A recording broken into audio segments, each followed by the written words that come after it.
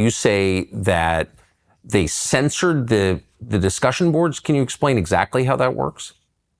So there were two main discussion platforms where everybody was talking about Bitcoin. And that one was called bitcointalk.org. And then another was our Bitcoin on Reddit. And everybody was busy talking about Bitcoin in those places. And the same anonymous individual managed to get moderatorship position or ownership of both of those forums.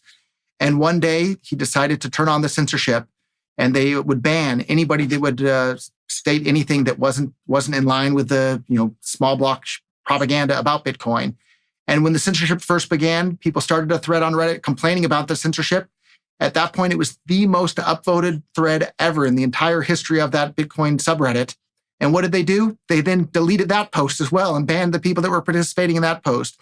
And the censorship still goes on to this very day. If you go on our Bitcoin or bitcointalk.org and post anything in favor of Bitcoin being able to scale to be money for the world, they will ban your account. And it's really, really a shame, because so the average person that's involved in Bitcoin today, they just see, the price is about $100,000 each. And Michael Saylor's talking about, pay your taxes and don't be inflammatory. Don't compete with the US dollar. That's going to make Visa and MasterCard and the government angry. Don't do any of that. He's saying literally the exact opposite of what everybody was saying in the beginning of Bitcoin, which is like, this finally gives people a choice as to what form of money they were to use. And so imagine if everybody was using Bitcoin as money in commerce to, do their payroll and buy things online and pay for everything. How would the US government be able to give billions and billions of dollars to Ukraine when most people don't want that to happen? How would they be able to spend billions and billions of dollars on all these foreign wars that most people don't want to be able to have happen? They wouldn't be able to just inflate it out of thin air. Suddenly, government would be much, much more accountable to the people. And, they teach everybody in school, government works for the people. Well, if people were using a hard asset cryptocurrency as money in everyday life, government really would have to be much more accountable to the people than they are today.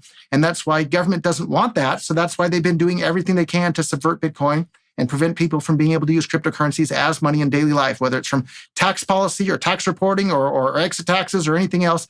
They're making it as difficult as possible. In fact, even the people that are in the studio here that we're recording this with, I offered to pay them in cryptocurrency. The reason they didn't want it is because they're scared of the tax ramifications around it, because government's going to lose control of the money supply. And if they lose control of the money supply, they lose control of most of their control of society. But if you believe in individual rights and individual freedom and people being in charge of their own destiny, it's a wonderful thing when government loses the ability to control people's lives. And that's why I'm so excited about Bitcoin. And I've been involved almost 15 years, and I've been promoting cryptocurrencies as currency for people worldwide, whether you're stuck in Spain awaiting extradition or in the US or anywhere else on the planet. Cryptocurrencies is for everybody. And they need to go head to head and compete with the US